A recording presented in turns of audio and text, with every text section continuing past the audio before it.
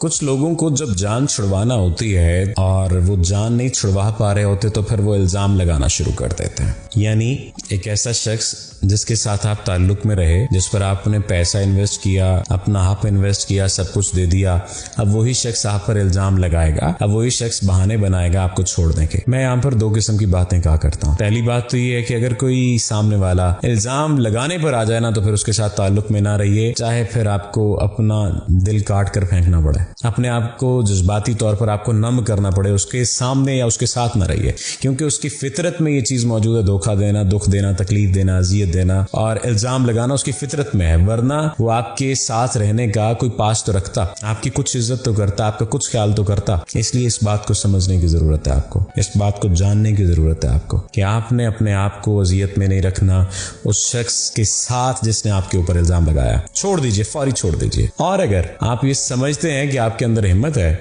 आप इल्ज़ाम का मुकाबला कर सकते हैं, तो फिर उसे इस नहज पर ले आइए कि वो फिर आपकी मिन्नतें करे, वो फिर आपके तरले करे, वो फिर अपनी पैदा की हुई अजियतों को काटे। और ऐसा तब हो सकता है जब आप रोने धोने से हटकर अपने ऊपर काम करेंगे, अपनी मेंटल हेल्थ पर काम करेंगे, अपनी फिजिकल हेल्थ पर काम करेंगे, आप अपने आप को मजबूत करेंगे। ऐसा तब हो सकता है। ख्याल रखिए अपना, और उन लोगों को तो ख्याल करना चाहिए जो इल्ज़ाम की सियासत खेलते हैं। इल्ज़ाम ना लगाएं, अगर ताल्लुक नहीं रखना तो माफ़ी मांग लें, मिन्नत कर लें, तरले कर लें, छोड़ना है तो तरीके से छोड़ें, इल्ज़ाम लगा कर ना छोड़ें। इल्ज़ाम लगाकर छोड़ने वाले जाहिल मुतलक और बदतरीन किस्म के इंसान होता है। एक तो पहले छोड़ रहे हो और फिर इल्ज़ाम लगाकर छोड़ रहे हो, ये घटिया हरकत ना करें। आपका शुक्रिया।